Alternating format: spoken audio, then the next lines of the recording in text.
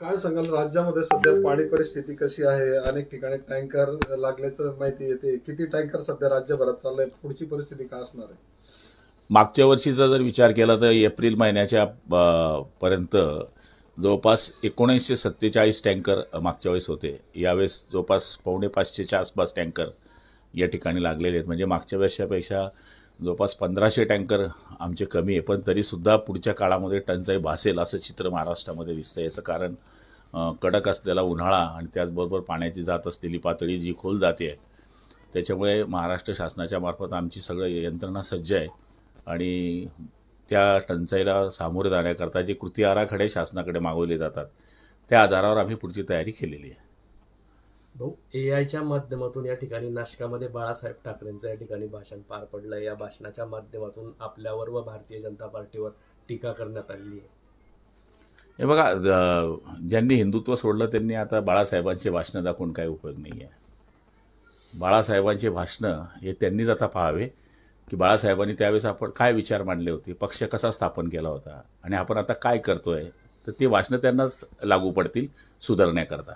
जे बापाचे झाले नाहीत ते जनतेचे काय होणार, असा उद्धव ठाकरेंनी निशाणा साधला या भाषणाच्या माध्यमातून नाशकात. मी आपल्याला पहिलेच बोललो आहे की ज्यांनी विचारधारा सोडली, आपल्या वडिलांचे विचार सोडले, आपल्या पक्षाचे विचार सोडले, त्यांनी आता कोणाला मार्गदर्शन करण्याची गरज नाही. कालच्या भाषणामध्ये जर आपण पाहिलं असेल तर माझ्या शिवसैनिक बांधवांनो, भगिनींनो, इथून त्यांची सुरुवात झाली जी बाळासाहेबांची आणि त्यांच्या आतापर्यंतच्या भाषणामध्ये हिंदू माता भगिनींनो आणि मित्रांनो असं होत होती. तर भाषणाच्या सुरुवातीचेच वाक्य जर त्यांनी काढलेले आहे, त्यांनी बाकीच्या गोष्टी बोलण्यात अर्थ नाही आहे. यावरूनच आदित्य ठाकरे म्हणतायत की स्वतःच्या वडिलांचे फोटो लावा, माझ्या आजोबांचे काय फोटो लावतात. हे बघा, शिवसेना प्रमुख हे दैवत आहे आणि हे दैवत सगळ्यांचं आहे. ते वारसदार फक्त प्रॉपर्टीचे आहे, त्यांच्या विचाराचे नाही. त्यामुळे आम्ही त्यांच्या विचाराचे वारसदार असल्यामुळे जेवढं काम आदित्य ठाकरेंनी बाळासाहेबांच्या काळात केलं नाही तेवढं आम्ही केलेलं आहे. त्यांनी उलट आजोबांचा फोटो लावून स्वतःचं नाव लौकिक करण्याचा प्रयत्न केलेला आहे. आम्ही आजोबांचं नाव उंचावलेलं आहे आणि आजोबांचे विचार पुढे नेत आहेत. हा फरक आहे. राज्यामध्ये सध्या मराठीप्रमाणेच हिंदीची या ठिकाणी सक्ती करण्यात आलेली आहे आणि त्यावरूनच राज ठाकरे यांनी या विषयाला विरोध दर्शवलेला आहे. काय सांगा? याबद्दल आदरणीय आशिष शेलारजी असतील किंवा शिक्षण मंत्री असतील यांनी खुलासा केलेला आहे की राजसाहेबांनी या गोष्टी समजून घ्याव्या आणि त्याच्यानंतर आपण निर्णय घेऊ. त्यामुळे मला तरी असं वाटतं तो चेंडू आता सध्या एकमेकाच्या कोर्टामध्ये आहे आणि मला खात्री आहे की त्याच्यावर तोडगा निघेल. काल अमोल कोल्हे जळगावमध्ये होते, सरकारवर टीका केली त्यांनी की लाडक्या बहिणींचे पैसे वेगवेगळ्या कारणाने तुम्ही टाळण्याचा प्रयत्न करतायत. त्यांचे मतं जर तुम्ही जर पैसे देऊ शकत नसाल तर त्यांचे मतं परत करा, सरकार बदललेलं दिसेल. हे बघा, योजना करताना काही योजनेचा लाभ घेऊ नये. ज्याप्रमाणे संजय निराधारमध्ये एखादी महिला बसत असली तर तिला लाडका बहिणीचा लाभ नाही आहे. त्याचप्रमाणे काही बहिणी दुसऱ्या योजनेमध्ये बसल्या असल्यामुळे त्यांना लाभ द्यायचं नाही हे धोरण पहिलेपासून होतं.